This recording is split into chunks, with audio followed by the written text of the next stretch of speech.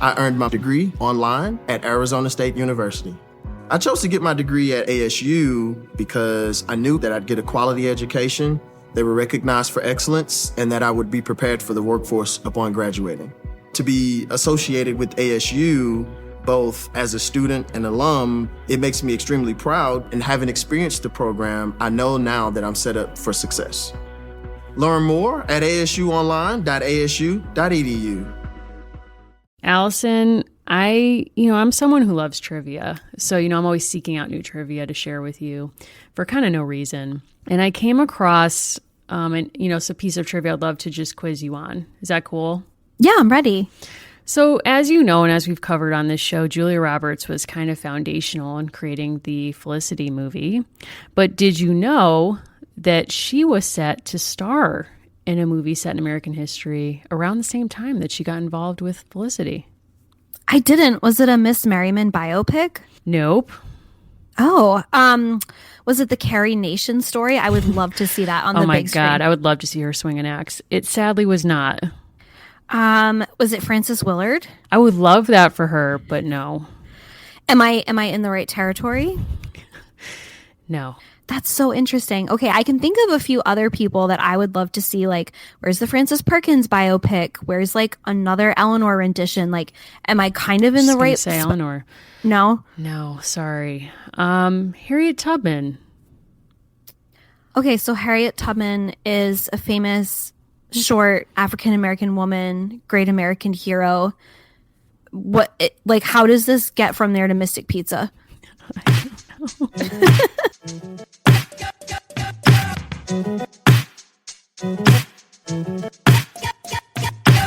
Welcome, everyone. Welcome to American Girl, the podcast where we're reliving the American Girl series book by book. I'm Mary. I'm Allison.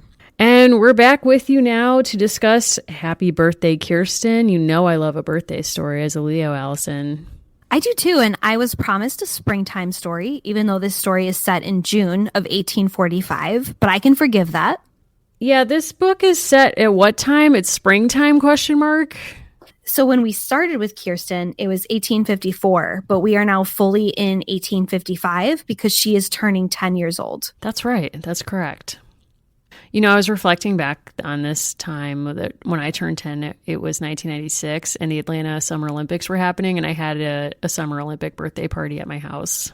That's lovely. It was kind of the same outdoor fun, but no quilting.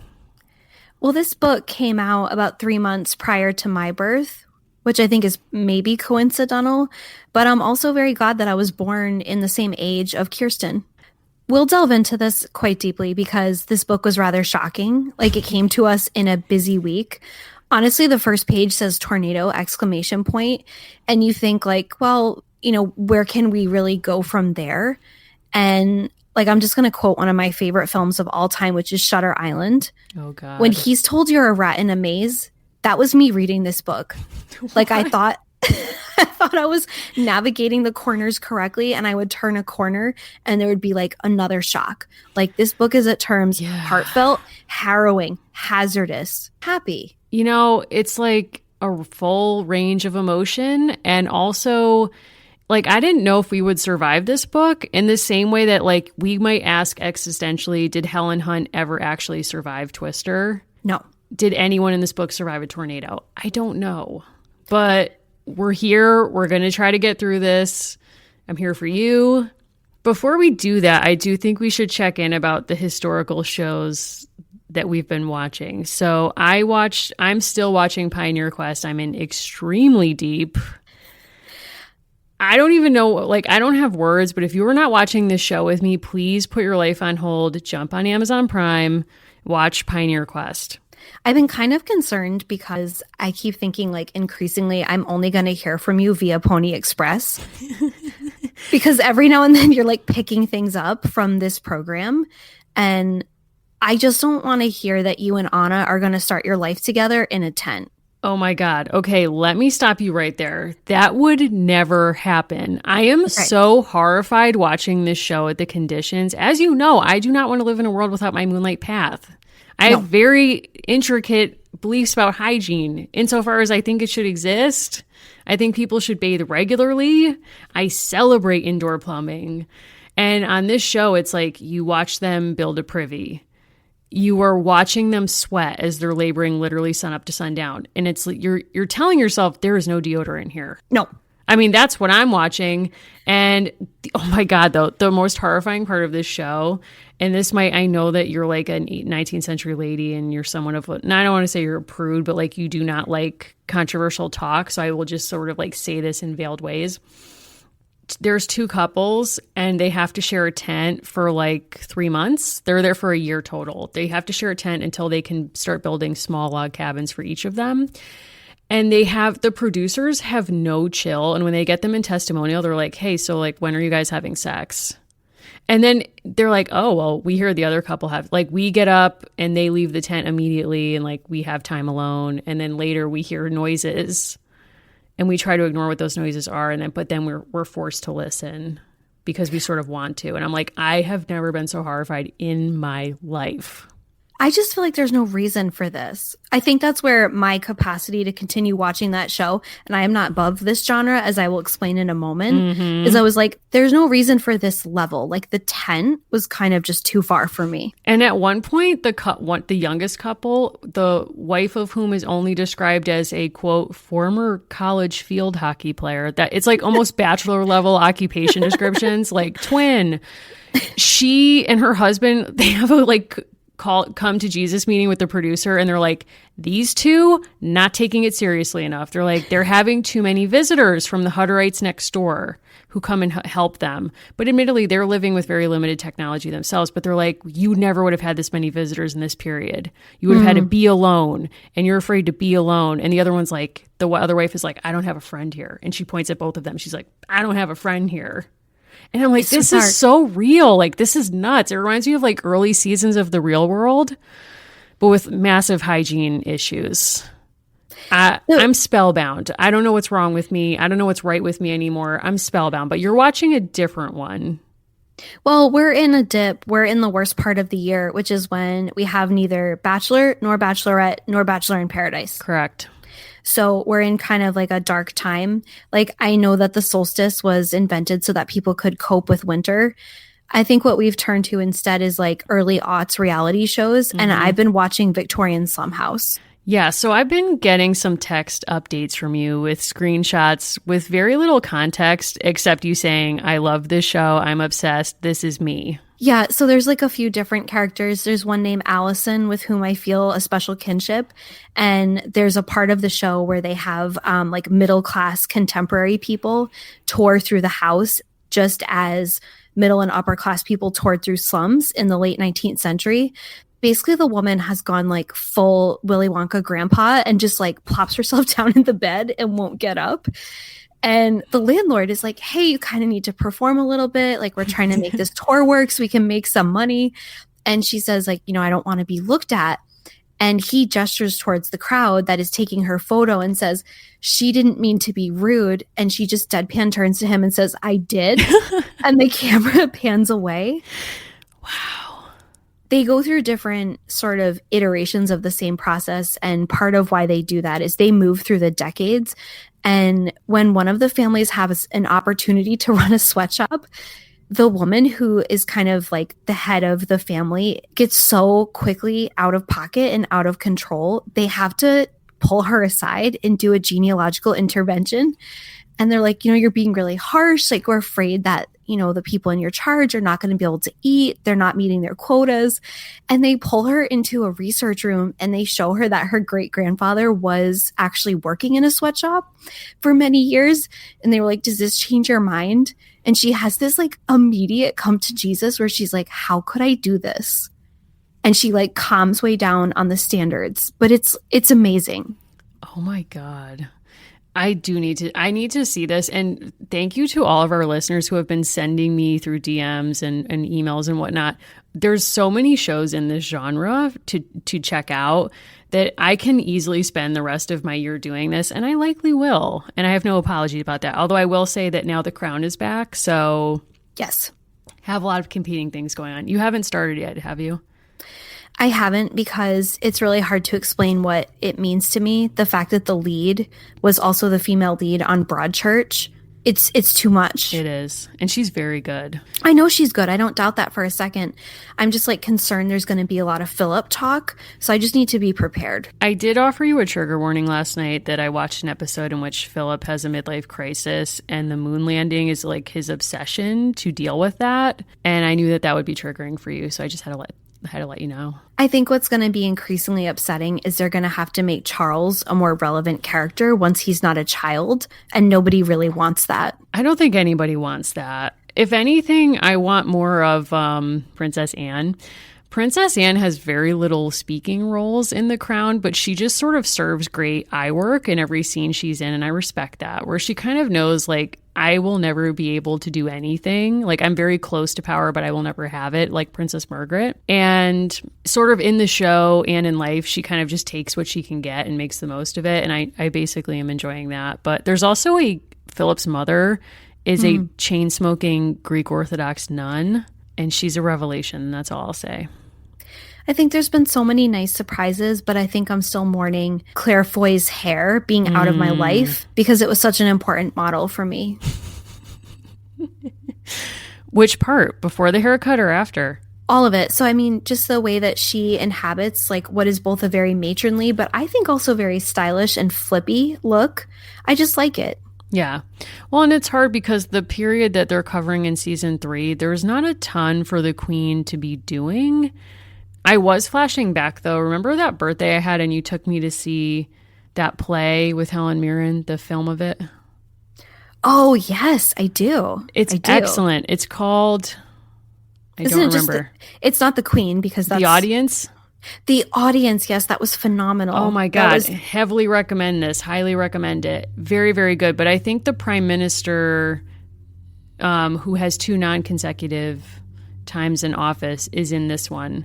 And so I was thinking back to that film, and it's interesting to compare the two because obviously the play makes you see that she really respected him and they had like a real friendship, which they kind of hint at in The Crown, but I would like to know more information. So, I mean, I just read a Princess Margaret bio, which kind of didn't help at all, except that she was allegedly not that bright and not that charming, and the show kind of presents her as such in very key moments, which is sort of interesting. But anyway, I'm going to keep at it. I think part of what makes that show fascinating is it raises the question of like, you could be one of the most powerful people in the world to a certain extent with the role that you've been given in life, but you can also still feel like you don't have any friends. 100%. And that's so powerful. Well, and friendship is such a big issue in this book and in The Crown that you're kind of, it's a big issue for me in life and in things I like to read about. So it is something I am constantly thinking about watching The Crown because it's really a thing they all have in common. The thing that they all desperately want is the thing they refuse to give each other, which is friendship, both mother and son, husband and wife. So it is interesting. And of course, we get friendship all over the place in this book amongst 500 other things. We also get a crown. Okay, so speaking of flower crowns, let's get into the book, and we will get into our conversation and a rapid recap right after this break. This episode is brought to you by Podcorn. Podcorn is a marketplace connecting podcasters to advertisers for native podcast sponsorships. What does that actually mean? Well, for our purposes, it means that we don't have to run ads on our show for products and services we don't believe in. We take this community really seriously, so we've in an ongoing way been trying to match with products that actually meet our mission and our values and are things that we're proud to support. So Podcorn has been a really wonderful service where we've been able to log on to their site and find a bunch of advertisers who want to work with us that we're excited to work with as well. If you're a creator and you're looking for brands that you might want to work with, Podcorn is a great option. They have a marketplace mission to give podcasters transparency, creative freedom, and control, and you never give up exclusive rights to your podcast. Click the link in our show notes to learn how to sign up and to learn more about Podcorn. That's right. So just head over to podcorn.com and get started today.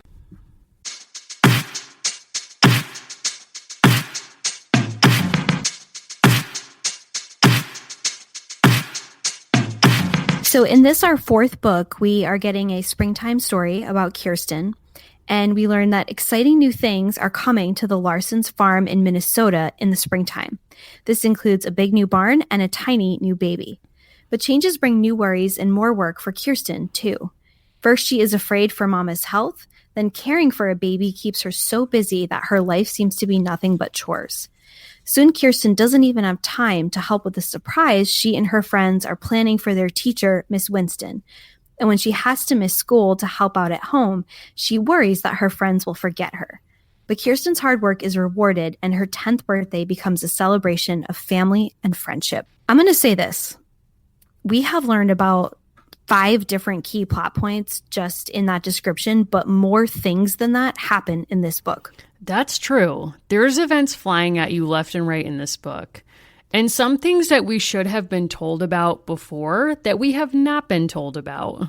Correct. So, I mean, you were alluding to tent situations on your Prairie Time show. Which you refuse to speak about in language other than that. I respect that. Continue. Well, I learned from the best. I learned from Mama Larson in this book. Who knew what was going on behind the scenes? You mentioned, because of the way that I sort of misspoke at the end of the last episode, you said, are the Larsons expecting a child? And I said, oh, no. I mean, Kirsten's birthday. No. Now she's sharing a birthday month because she gets a baby sister in this book. I was in shock. We got that news on page 7, and we should have known about that, right? Like, even thinking back to the winter. Okay, and what was the context in which we learned that information, as if we weren't shook up enough? We learned this because they're all casually doing chores. They're outside because finally it's springtime, so they're all out, like, beating the rugs and doing laundry and this and that. And then the aunt is like, oh, I think like a tornado is coming. We all need to get into the root cellar immediately. And Kirsten's sent to get the other kids, and they're all in the root cellar with Miss Winston. It's like, I'm sorry, can we take a beat? It's like we're on page 6 and there's a possible tornado watch. Part of what happens, I'm going to call it a bunker because that's just language I feel more comfortable with. Sure. Because there's a lot of Kimmy Schmidt vibes in the first 20 pages. We're in the bunker, and basically casually, they're like, oh, we, in the way that only like young people can do. They're like, oh, Miss Winston, that's so interesting. You didn't grab your jacket. You, instead of a coat, you grabbed a quilt. They're like, that's quaint, 'cause she's a Mainer. And she's like, yeah, by the way, it just represents everything important I've ever had in my life. And so then we're zooming way in on the quilt as like a coping mechanism. I'm like, I'm sorry, can we have some reflection on the natural disaster or the pregnancy that was unplanned? Nope. In an emergency, you get no time to adjust, and we weren't given any time to adjust either. No. And in fact, it was like somebody grabbed the family Bible, which also acts as the family history archive because everyone has their birth dates written in there. And I'm thinking to myself, we're going to have a new name in this book pretty soon, and we've not been told this is even afoot. No. Something that we notice, I think that really struck me a lot, and there's a few different places where this becomes clear. As Kirsten and her family have settled more and more onto life on the farm, the gender segregation has also really sharpened in her life. And there's really a lot about how much her world is focused on being with women in the family and even being with her teacher who lives with them. And there's several references to sort of like men and men's work. And even in that early introduction, like the raising of a barn is put on the footing of the child arriving. And I was like, these things are separate and not equal. One of those things will likely not kill the chief maker. Right. Not true of both. I think that's a really excellent point, and it's something I noticed as well. And it also seems that the teacher being in the root cellar is an interesting place for it's an interesting move for the author because the teacher is kind of allowed to be us in some ways, like sort of an adult who like is seeing this for the first time or experiencing it. So you have like an adult experiencing this weather change or weather pattern that they have no experience with at all in their life, but then also children.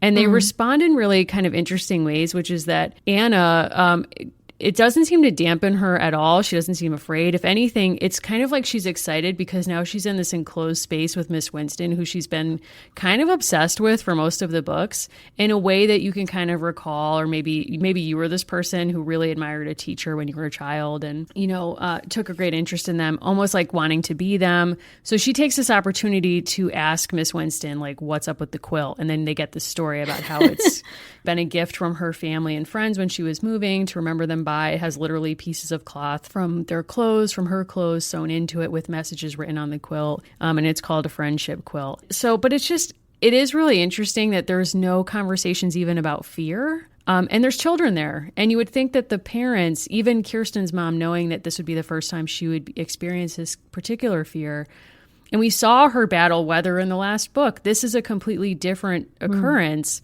And the mom doesn't think to say anything to Kirsten or to the other children, and neither do the other adults. Not really. No, and it's kind of presented as an opportunity for them to get closer to each other, which happens. It does happen, but I think it also speaks to the ways in which childhood was understood in this period, which is that children are still pretty much in this period little adults.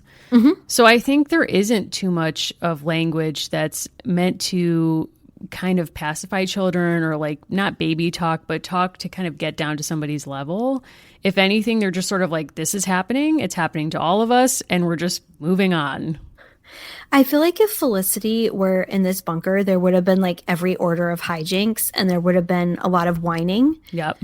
And I feel like because we're seeing it through like the crisp blue eyes of Kirsten, there's like a different sense of wonder and curiosity that's coming out to play.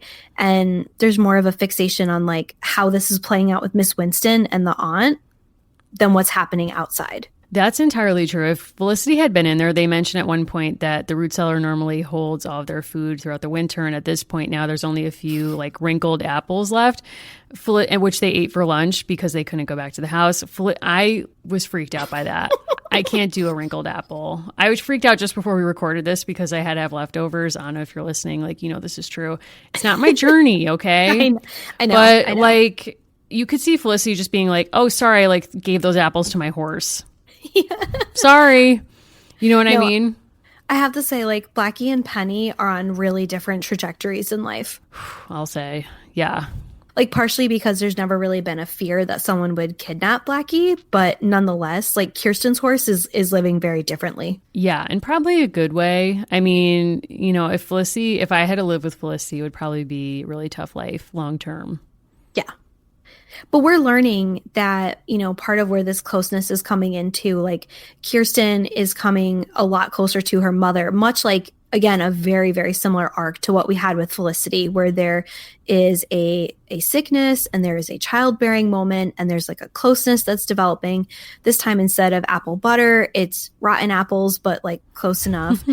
And I think we're kind of also starting to see like there's an arc that we didn't get as children, which is these books are showing you like ways to step up and take responsibility within a family. Right. And it's interesting that we didn't get this with Felicity, which is set in an earlier time period, but it's very clear in Kirsten's world that she's going to be expected to be like mom 2.0. So she's already giving a lot of her time over to making baby clothes for the soon to arrive baby and diapers. And she sort of has like a childlike innocence or ignorance about why the baby might need more than 3 cloth diapers, which she will soon find out, tragically. But it's interesting that Felicity, we never get those conversations about her having to take part in labor to prepare the household for the arrival of a new baby. And in part, that could be because there's an enslaved woman who lives in her home.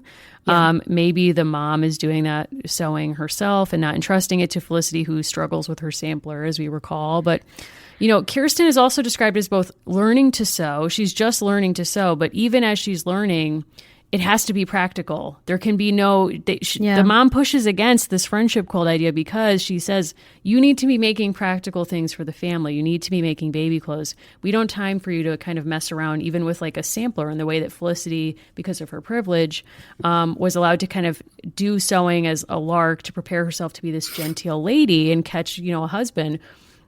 Kirsten has nothing to do with that. It's literally like, there will be a new member of this family very soon. None of us even knew mom was pregnant. Mom didn't know. But, you know, we need these items now. So it is a much more practical focus. And in a way, like, you're kind of living with Kirsten, processing that too. Like, what does that mean for me? How do I fit into this family? Well, and she so admires, she doesn't love Miss Winston the way Anna does. Like, who could, right? Not Amos. But We wish.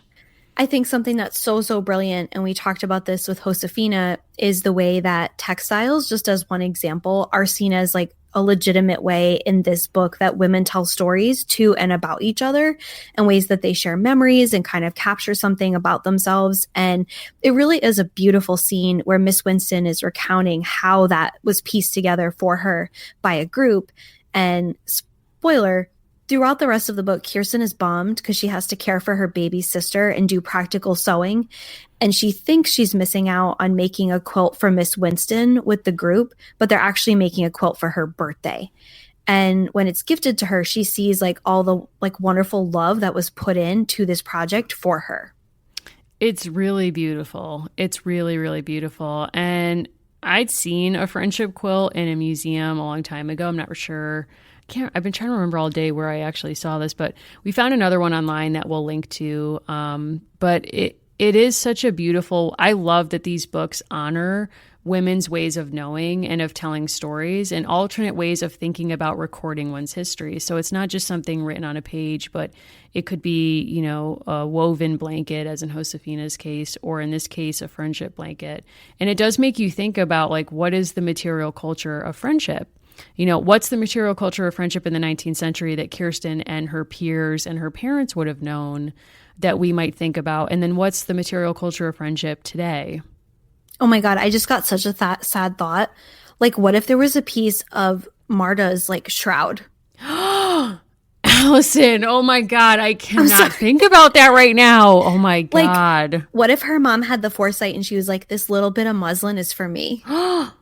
But Too also, far? what if she was, well, not too far. I mean, it's the 19th century. Everyone's obsessed with death. But what if the mom was like, I don't know how this disease spread, but I'm willing to roll the dice and give you this cloth to put it in your quilt? Yes. She's like, just don't sleep on that part. We don't know. She's like, we can't say. We can't for say. Sure. We can't say for No. sure. Oh my God, Allison, that was dark. Why did you take me to that place? So, I mean, I also remember, like, there's different aspects. Like, I know when we get to Molly, something I do remember is like they're darning socks, right? Like, there's a textile story in hers as well. I mean, this was kind of interesting for me because I have done quilting. Like, I quilted with my mother and my sister when I was a child. And the gift that my mother gave me when I got married was a homemade quilt. And like, I've grown up with like homemade, like very nice quilts and like quilts being given as gifts. And one of the things I was given when I moved into my house from, again, my family was my great grandmother's crazy quilt. What is that? And Sorry, what does that mean? No, it's a great question. They are things now that people really, I think, generally regard differently. You would think of it as like folk art. So I'll upload a picture, but it's basically all different little scraps of different kinds of fabric, different patterns. The craziness is that it's just little squares of different things. So like a log cabin follows a perfect angled pattern. That's what my marriage quilt is. This quilt is something that my great grandmother would have just thrown together. It wasn't something for show. It's a crazy quilt. And now a lot of these are highly collectible or really looked upon because instead of having like a recurring pattern, I have literally 50 different little samples of textiles on this very small quilt. So those are different. I like that that's interesting. I'm jealous that you have those quilts in your life, but you can think about the stories that they tell or that they hold, even if they're not explicit, but also the meaning that's been invested by the various people who've owned them in your family as they pass them down. And thinking about material culture of friendship and family in the past, like thinking about other things that could have been in this book. I mean, we could have had a story about letter writing, notes passed between friends. We know that that's obviously something that went on. I'm sort of happy that we didn't get hair stuff, even though that was something of this period that someone would have had. Like Miss Winston could have had like a lock of people's hair from Maine. Okay, you give Singing Bird a pair of shears and she is chopping those braids off. They're coming right off. she's They're not, coming she's not holding back. right off. She's not holding back. Maybe some of our listeners did that to their Kirstens. I hope not. But like if they felt the need to take it to a Bob, like that's fine. Like basically, I'm constantly looking for opportunities to bring up hair art as a kind of test of like, are these people surrounding me as eccentric about like Victoriana as I am? Or I'll be like, Probably oh not. yeah, we could just make like a hair wreath or something, like hee, and you just see how it goes. I went on a tour of a house museum in Victoria, Canada this summer because I was there taking a class. And this is what I chose to do on my one free day. Like I went on this Victorian mansion house tour. And in one of the bedrooms, of course, like the widow, the man who funded the house dies before he can move in, which is actually excellent because he was a very mean person to his employees. So his widow lives there with a giant hair wreath on her bedroom wall that she stares at all day. And we go in and the tour guide's like, bet you can't guess what this is all about. And I was like, I know it's a hair wreath, so don't waste my time. I just need to know whose hair it is. Yes. Right now. Have I humble bragged on this show before about having touched a bracelet that had George and Martha Washington's hair? I was just going to bring that up actually because you haven't talked about it, but I was going to give you that chance. That's actually shocking because usually it's like, oh, have you known me a month? You've heard me mention this casually. It's on your resume, so I'm not sure why you haven't mentioned it on the show. That's so true. That's so true. I feel like Kirsten would not only be like a good subject for that, like she has these beautiful locks. I feel like she's very attentive to her hair for a person who can probably never wash it, like with her flower crown. I really can't take that on right now. You know how I feel about that. But getting back to Washington for 1 second, before we forget, we move off this. I did some research in Chronicling America. And if folks aren't familiar with that really wonderful resource, it was created by the Library of Congress. And it's a complete scan of all the newspapers in their collection, which are keyword searchable. And you can filter by date and by state and region and so on. So I looked in Minnesota in 1854 and 1855. And I was looking up references to birthdays because I needed to know, what people in Minnesota were saying. The only birthday, pretty much, other than a few different elite folks, the only birthday publicly celebrated is George Washington. Speaking of your close personal friend. But I think, that's not too surprising to me because we know that George Washington was elevated to almost God status during his life, never mind after his death.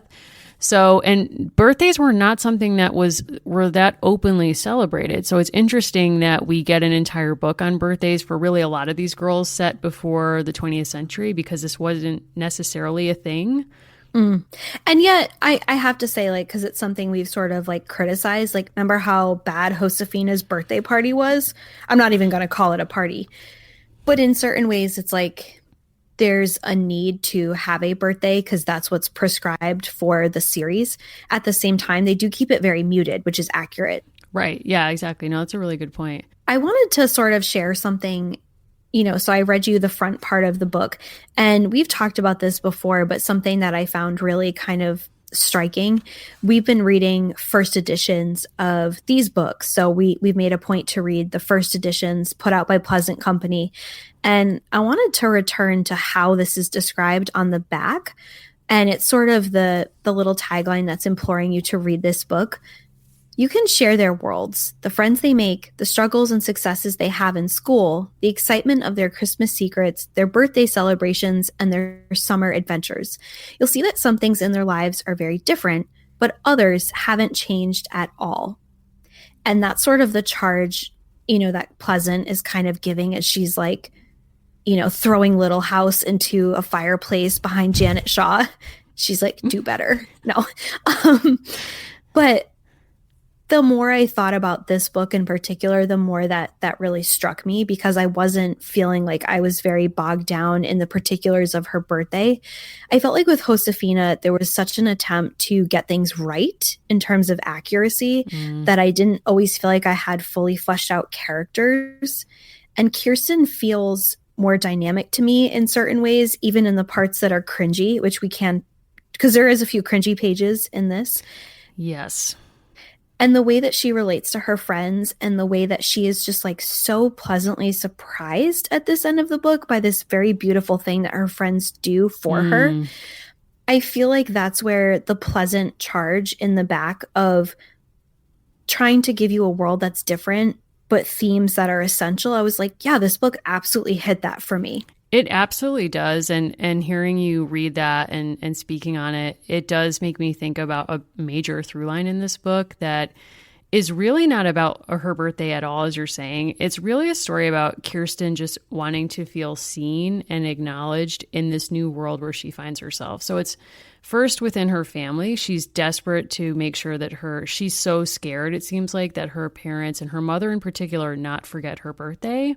And she's not speaking about it. These are like private reflections. We're kind of in her head with her as she's thinking like, I think my mom's going to forget my birthday. And she's sort of very kind of stoically preparing herself for that. Like, well, mom's having a baby and all this stuff, and I'm working so hard to prepare. The focus is really on that. So it's okay. Like, she'll probably forget my birthday. And then it was actually a really moving scene, but her mother is in bed at this point, very close to giving birth.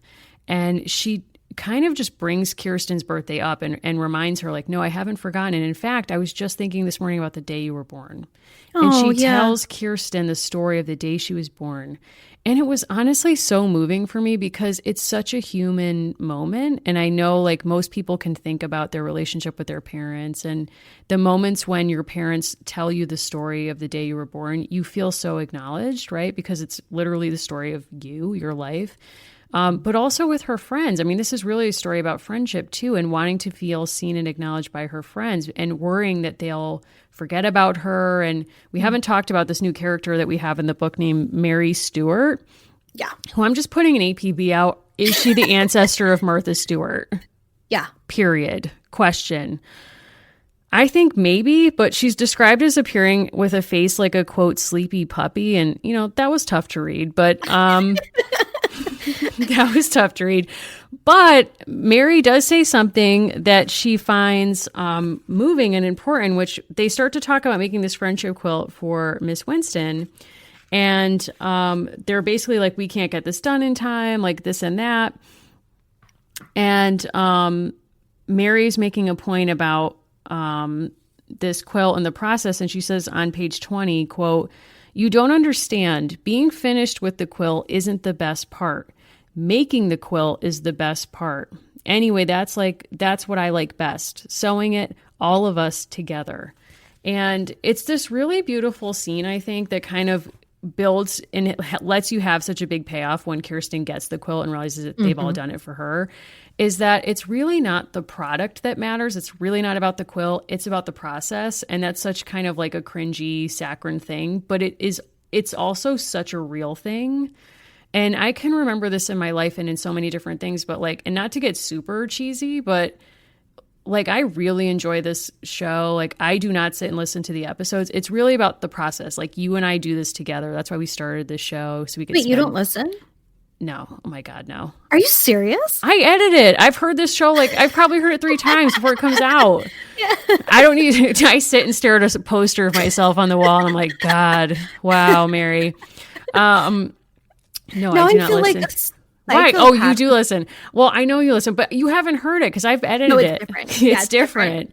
It's different. It's different. It would be weird if I edited this and then it was like, I'm going back for a 4th dip in. I need it. But it's really about the process for me. It's not about the product. And I think so many things in life, whether it's friendship or family, it's really about the process. It's not about like the end result. It's about spending that time together and those connections.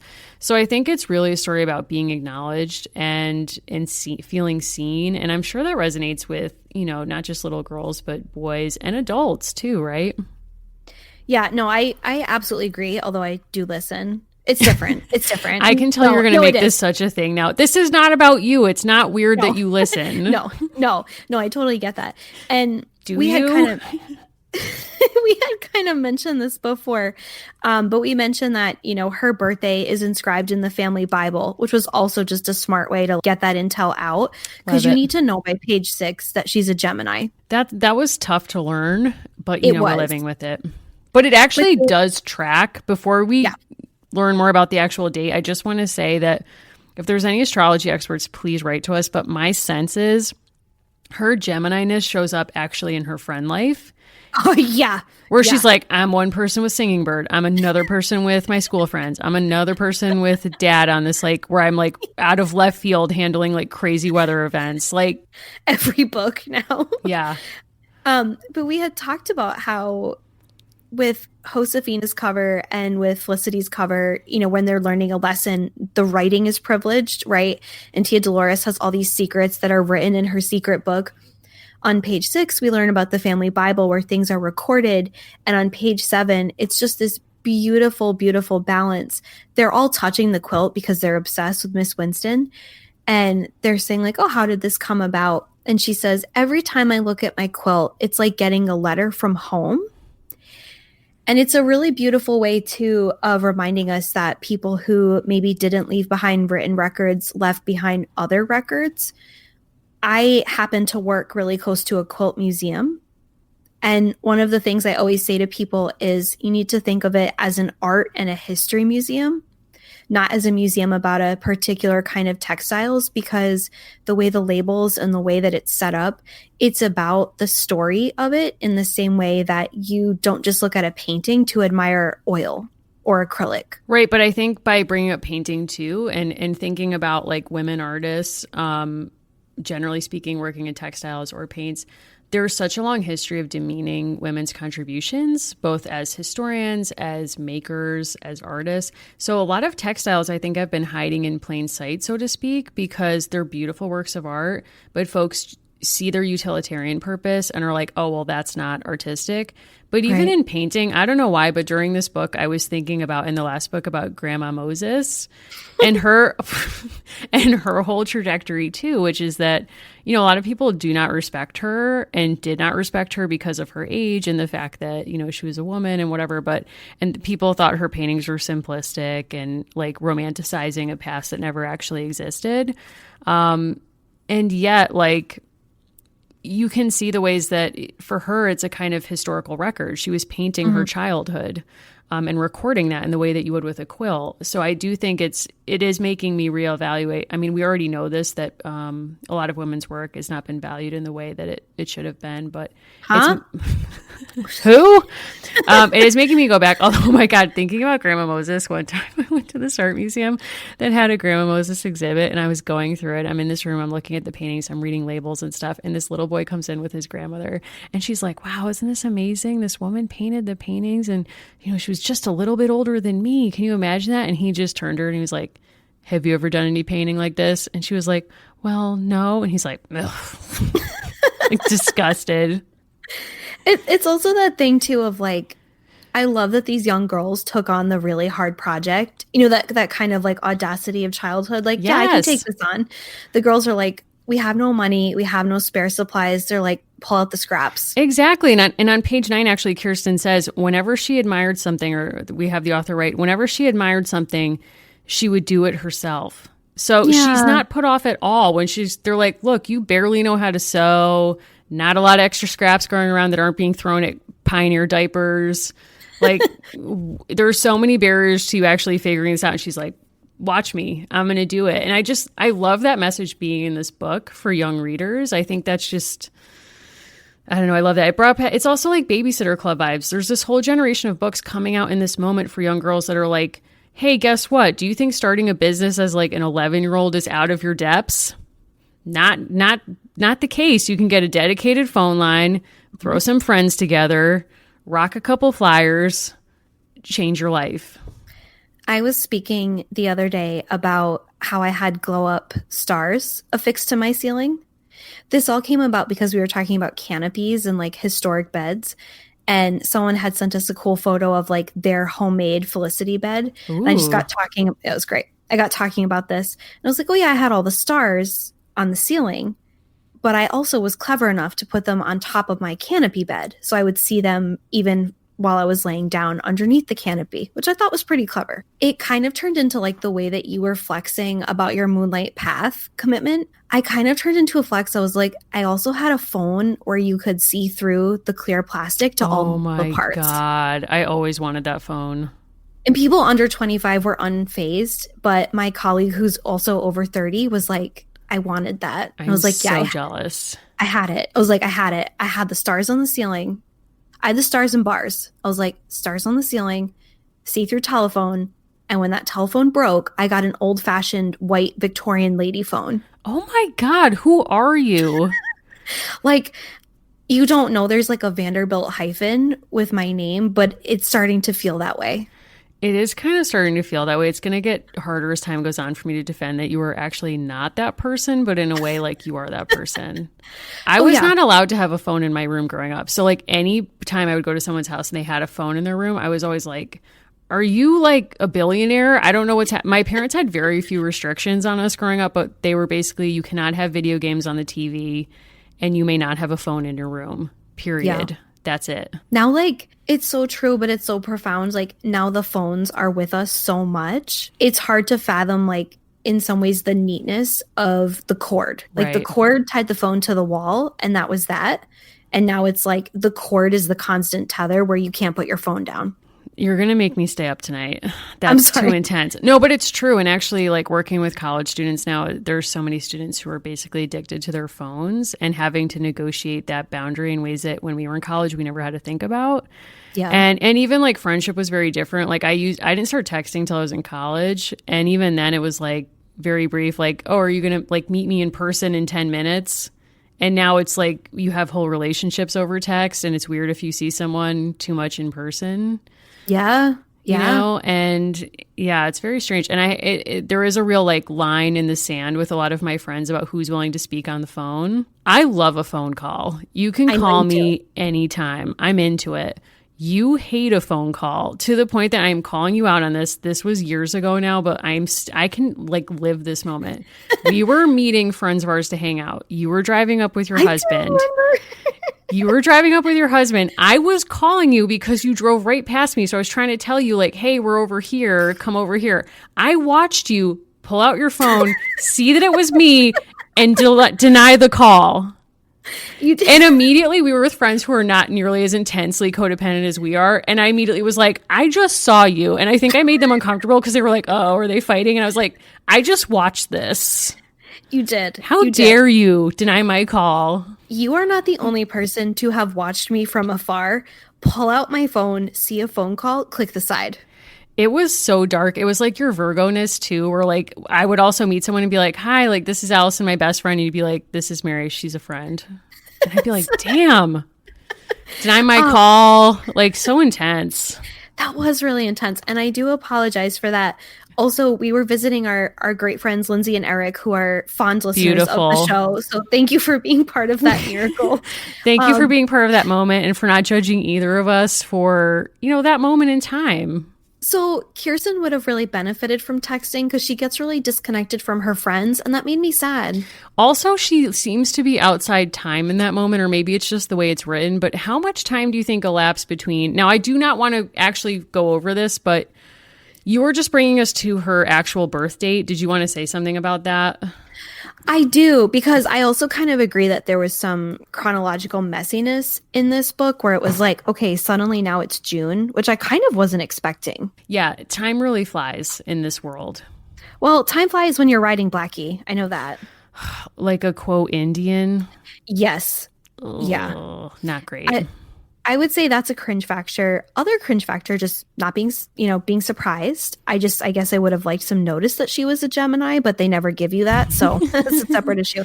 So she shares a birthday with Frank Lloyd Wright, who pioneered the prairie style. That's all I'll say about that. Oh my God. Do you think like Janet did that? Here's what I want you to put together. Okay. Frank Lloyd Wright was born in 1867, okay, which means that he is one of two things. He is the love child of Kirsten or the late in life love child of Amos and Miss Winston. Oh my God. It's been there the whole time. More importantly, Jerry Stiller, Barbara Bush, and Joan Rivers all share a birthday with Kirsten. What a transition. There's also a few other prominent Swedish births of around this same time. Okay. But I don't know who they are, so it's Fair. not going to be as compelling. One of the most important things that I learned, and there's a direct connection to something you mentioned off air, she shares a birthday with Kanye West, college dropout extraordinaire. What? No. Yeah, she does. No. Do you want to share what the connection is to the Kardashian West family?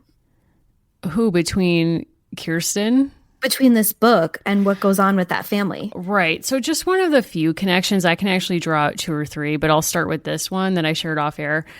Kourtney Kardashian, probably one of the most shocking scenes to me of Keeping Up with the Kardashians. And again, I haven't seen every episode. When she has, I forget which child this is. Do you remember? It's her first child. Oh, okay. It's her first child. They show her labor and she literally pulls the child out of herself. Like, first of all, I didn't know that that was anatomically possible. Like, even if you were a yoga practitioner, as I imagine she is. But it was like, oh my God, talk about like sisters doing it for themselves. I was like, what the hell? Like, were you even asked to do this? It was just such a power move where she was like, yeah, watch me. And then it's like, boom, out of the womb. And obviously, if you've read this book with us, you know Kirsten's mom, I imagine, gave birth in a very similar way. Yeah, if you've read the book, you know that a mom starts to send out some like distress signals at one part of the day to Kirsten that things aren't going well. Kirsten, in a series of situations where she's riding Blackie, she's looking for the aunt, she's looking for family. Every man is missing in action for all but one page of this book. They're not available. This is a full-on World of Women. Yeah, it's a world of women. There's quilting. Winona Ryder could like drop into this story at any time. Oh my God, Allison, thank you for saying that. Quick sidebar.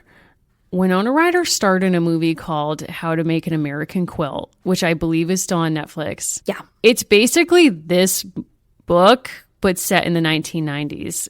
It's beautiful. If you're listening to this show right now, wherever you are, people listen to us all over the place. No, Sure. like someone did write to us and said that they started listening to this show at the beginning of their gestation process and they've since had a child. So like if that doesn't stop you in your tracks, that's a separate issue. Wherever you're listening, if you have a thought about Winona Ryder, any part of her work, or if you have a thought about the 1994 Little Women movie and you're like, okay, but they've heard enough of that, you're dead wrong. Nope. The limit does not exist. The limit does not exist. What's the one thing, you've said it before, but it bears repeating, that you would say to Johnny Depp? Winona forever. Yeah, you meant it. I meant it. I want that tattoo. He got the tattoo, but I'm living it, okay? You know, it's like you moved on. I'm never moving on. I'll never, no. I will never move on. I will never stop rooting for her renaissance. I will never stop being angry at Tresemme for putting her in that ad and making her say that stuff. Allison's losing it. You know what I'm talking about. This is wrong. This is wrong. I do. I don't like that. I'm sorry. She probably had to pay legal fees. Like, there was probably some real issues there. I don't blame her. The world is insane. Capitalism is wrong. She probably had to make some really tough game time choices. All I'm saying is she's been wronged. We all need to do better by her. If there's some like aspiring screenwriters out there, I just want to empower you. Maybe it's us. I don't even know anymore. Allison's crying. Allison, I'm just saying we could do this. Like, God, like if Kirsten can make this quilt. I mean, so far this episode, we've brought up 2 women, right? So we have Martha Stewart on the one hand, and we have Winona Ryder on the other hand. And I think what concerns me is they've been punished more by the American legal system than anyone that caused the crash of 2008. That's true. And they both made textiles while doing it. Martha made her prison shawl. I will never forget that. Winona Ryder in this quilting movie, I'm sure she made a lot of quilts in preparation. Yeah. But I'm just saying, like, I'm sorry, CEO of Wells Fargo, where's your textile history of what you've done? Okay? Yeah, it's wrong. It's just, it's upsetting. I'm sorry. I'm all fired up now, Allison. I don't know. I didn't see that coming. Second thing I do want to bring me right back. Second connection between the Kanye and Kirsten. Yeah. Kanye, and I don't want to make you emotional bringing this up, Kanye lost his mother in a very tragic plastic surgery gone wrong incident. She's losing it. Stay with me. Something about this book that was also like, none of us saw this coming. There's a kind of like, it's not even a B plot line. It's kind of like a C or D plot line where Kirsten briefly recognizes that childbirth is dangerous. Yes. And she's like, wait a second, my mom could die. Yes. And it's like, I can't listen to that song that Kanye wrote about Donda after she died, where he's speaking to her about his daughter. I'm just like, too much, can't do it. But Kirsten gets real existential and is like, wait a second, my mom could die. Childbirth is dangerous. And as we learn in Peek into the Past, quote, it's more dangerous to have babies in 1854 than it is now, end quote. The Peek into the Past was like a peek into a coffin. It was dark. They were like, if you liked some of the dark parts of this story and you are 9.5 years old reading this book along with Kirsten, let's talk about mortality rates in the mid-19th century. Right. Are you ready? It was like a catalog of ways children could die and how parents wouldn't do anything because they were like, the best means of safeguarding children is obedience. So they're like, a kid could die, drop in a well. They could be lost in a fire. They could like do this or that. And you're like, oh my God, there are children reading this. There is also something fascinating. So there's a bit about toys. Like it's not all doom and gloom, but the part that I actually found really, really dark is this. Children in the 1850s never asked themselves, what will I be when I grow up? Girls like Kirsten knew they would be housewives with families like their mothers. Boys like Lars and Peter knew they would be farmers like their fathers. All their childhood experiences had trained them to do these jobs well.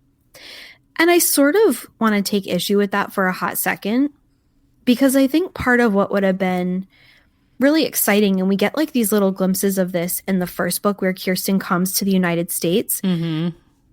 Kirsten lived in a moment where, as an ethnically white person, I'm not saying that everything was open to her as a woman, because that's objectively untrue. Mm-hmm.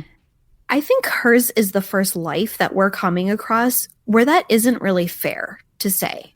Right. I'm not saying that she would have said like, which career test should I take to determine like which women's college I should go to? But I think part of what the actual text of the book did really well was to show like she has different interests. Like she really isn't great at reading and writing, but she was really good at inspiring that poem. She's really good at like pulling people together. And she has this really dynamic life that isn't chores. Yeah, I think that's definitely true. And I think in some ways they have an easier time of selling this claim and Peek into the Past because they've totally transformed this book into a world of women. Yeah. So I think if we had had more of the brothers and certain, like the dad even, particularly the brothers and her male cousins, this is a time when, as you're saying, social mobility was not, assured for anybody, but they could have had different opportunities. Their lives could have looked different than their father's. And in fact, they already do. And we missed that point. Both Kirsten and her brother's lives look very different from their parents. But Peek into the Past is sort of like obscuring that major difference to say, oh no, they would have gone right into their parents' roles. Well, they actually haven't done. They've already done something major that their parents, that are going to change the trajectory of their life. It will never be like their parents. Like, buckle up, boys. You're probably serving in the Civil War. Yeah. I didn't want to get there, but it's like, whew. We're living through the Franklin Pierce years, by the way. Nice. I mean, Andrew Jackson actually died on the day that she was born, which I think is lovely. Great. Love that. Love that Thank for you. Everyone involved. Excellent. Did you know that Franklin Pierce was called Young Hickory? I'm just like circling that square. This is so like listeners once an episode get this teeny tiny glimpse of like when Mary started graduate school, she was like very into presidents, very into like presidential biography. Campaign biography. That was my first project. By the end, you were like, how can I do a queer analysis of this book made out of human skin? That's literally true. That's literally true. It was like you started with like traditional white male hagiography and like unpacking that, and by the end you were like, did Nazis make people books? Yeah, but also people ate books of the Bible to feel well, and you were like, thanks. It all makes sense to me. Well, to me, it's like the through line is identity, or at least that's what I tell myself, is I've always been fascinated by how people explain themselves to themselves, and then how they like explain that, how they like externalize that, either in memoir, which I'm still fascinated by, or as you're saying, books bound in human skin, which makes me sound like a total weirdo, but it actually is a really fascinating topic. It's called anthropomorphic bibliopegy if anyone's interested. So give it a Google but just be forewarned that you're going to see some things that they actually just look like leather bound books. So it's actually not too shocking. But every few years, a major university library will say, we think we have one in our collections. And it's like, no, it's just cow leather. Thanks. I just don't think it's that weird. I don't think it's that weird because this started as a practice to, like, if the metaphor of like I am bound up in something comes from a certain place, like thinking about books as having like invested meaning as objects, they started literally with execution sermons being bound in the skin of the person who is executed. That's bad. That's bad, but it gets worse than that. But you have also many medical textbooks bound in the skin of cadavers on which physicians learned. So to them, it was in some kind of like very morbid way a tribute to the lives that allowed them to train and become physicians. As of course we know, the history of medicine in this period and much earlier was much more loosey-goosey before like something like the Flexner Report of 1911, which was an audit of all the medical schools in the United States, which basically showed that it was a horror show for most places. And that's why we have certain standardizations that we live with now. But if you went to the Mutter Museum in Philadelphia, which is a museum that Allison actually brought me to for the first time, and I love it there. It's a museum of a 19th century medical museum, but they have a book bound in the skin of a Confederate soldier who died during the Civil War, and a physician who treated him in a northern hospital bound, I think, a medical textbook in his skin as a tribute. So that's the kind of stuff that you'll find in this history. You'll also find some racialized stuff that is really not great, and also porn, and I'll leave it there. You can imagine. I don't study necessarily that piece, but yeah, it is something of interest to me. Of casual interest. Just casual, and not in terms of a how-to. I just want to make that very clear. No. But in more of like, why did people invest this act with meaning, and what kinds of meanings did they embed in it? That's it. Well, and, as we were talking about earlier, there's all different ways that people create stories, share stories, and leave pieces of themselves with other people. And the whole reason the quilt is meaningful to Kirsten is not because it's the world's best quilt, but because there are pieces of her friends and things that they own and they cherish stitched into it. Of course. I mean, things only have the meaning that we invest. I talked about my childhood blankie that my grandmother made for me last episode. And, it looks kind of pathetic now because it's so old and ragtag, but it means the absolute world to me because my grandmother made it. So yeah, it's not that dissimilar, I would guess. No. I mean, do we have any other sort of the Kanye thing was rather shocking. I think there's probably like more to that. I think it makes me nervous for Kirsten as an adult. I'm nervous. I'm a bit scared. I think there's going to be a spelling bee where, her friend Anna is robbed, like Amos acts out or something like that, or someone else is like getting ready to get an award and she's like, I need to step in. Does Amos get up and spell "Will you marry me" to Miss Winston?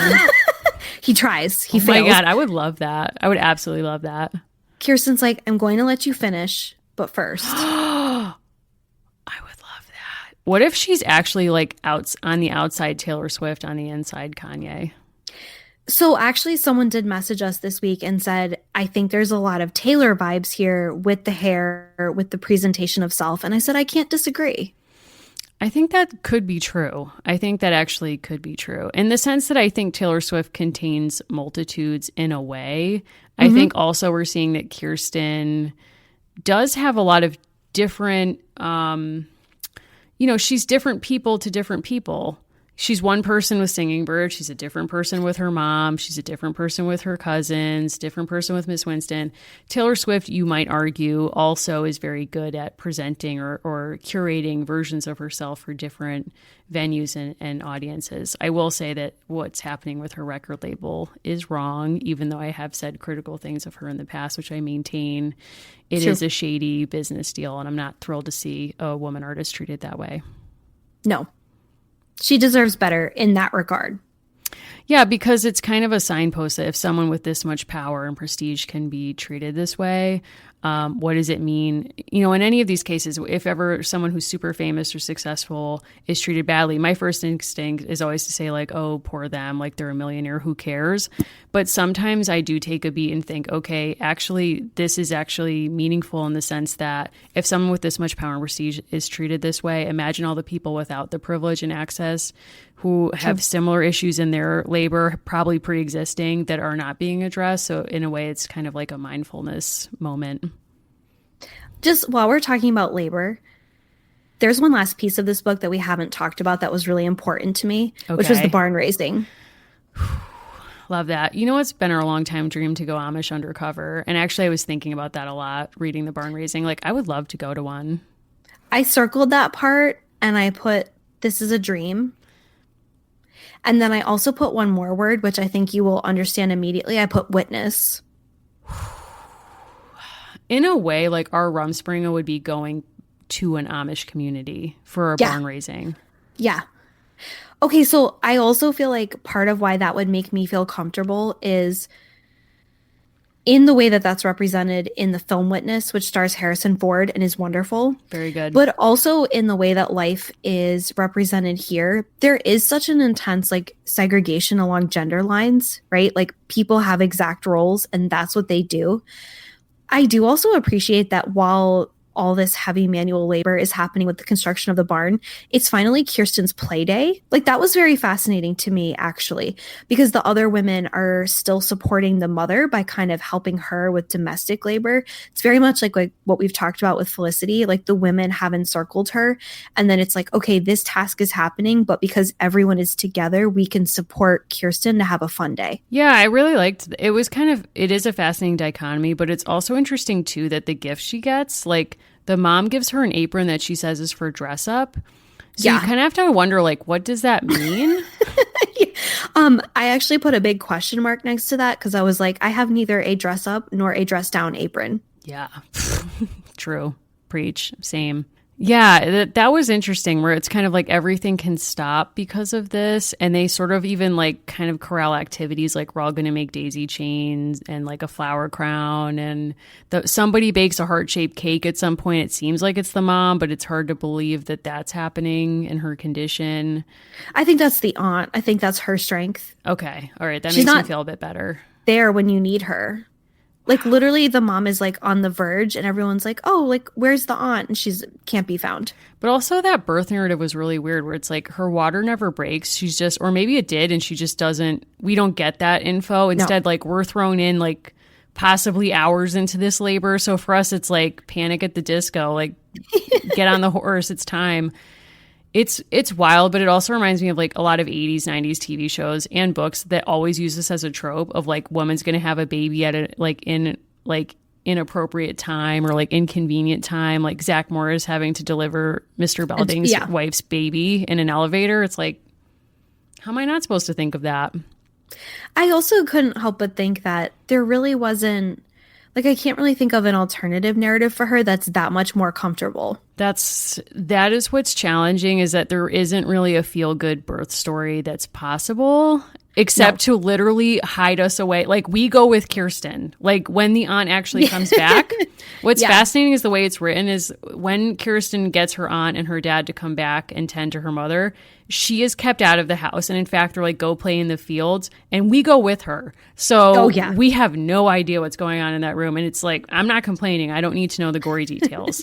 But it's interesting that in this book that's predicting that girls will go into the roles that their mothers have before them, this is if arguably the central role, and it's completely erased to us. Not that I would expect a book for 9-year-olds to have a graphic description of childbirth, but in some ways, like to even bring us in the room and have like not a description of the act, but of kind of how the adults are responding or what's going on. We are completely absolved of that. Like it's not our responsibility. We're not there.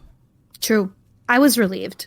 Yeah, I don't want to know about that, but it actually did bum me out when it had that sentence in the back about it was way more dangerous to have babies in 1854 than it is now because, of course, if you study maternal death rates, the United States actually has a shocking high, not to bum anybody out. And if somebody out there is pregnant, I do not want to trigger you at all, but I'm sure you will be fine. But it is kind of disheartening that we live in like one of the most affluent countries in the world. And yet actually the maternal death rate has only increased since I believe 1997. It was in some stasis and then it since then has gone up.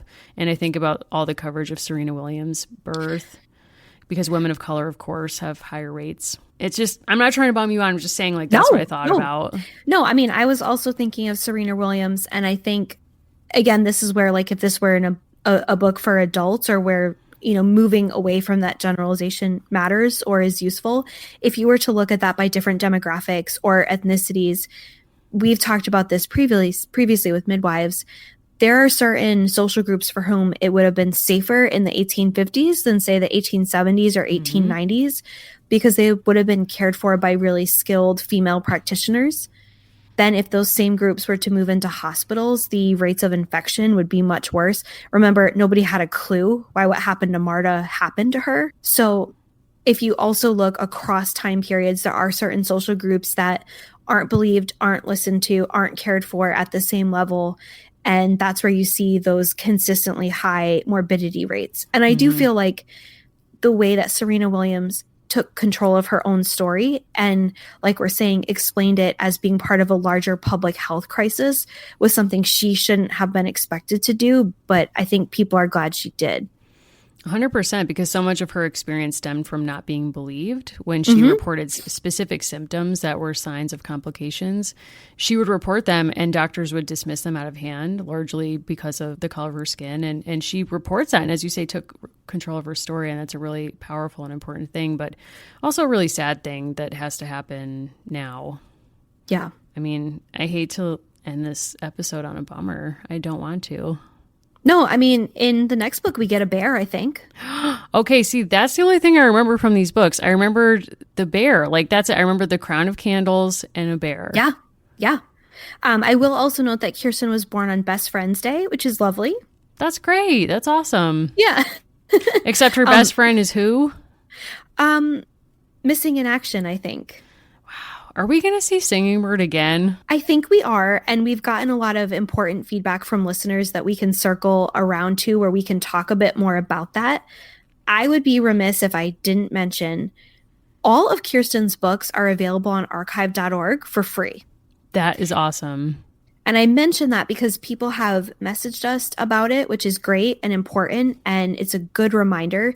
We should mention it more often because a lot of people want to just look at pictures or they want to follow along with us, and you can do that free of charge at archive.org. Right. And I think, too, with the formats on archive.org, if you have certain accessibility requirements, those copies might be a better match for you. So that's something else that's really important to keep in mind. So, yeah, I can't wait to see where this is all going. Same. Now, if people want to message you about different interpretations of Jolene, about their favorite blankets, about Winona, like, where do they find you?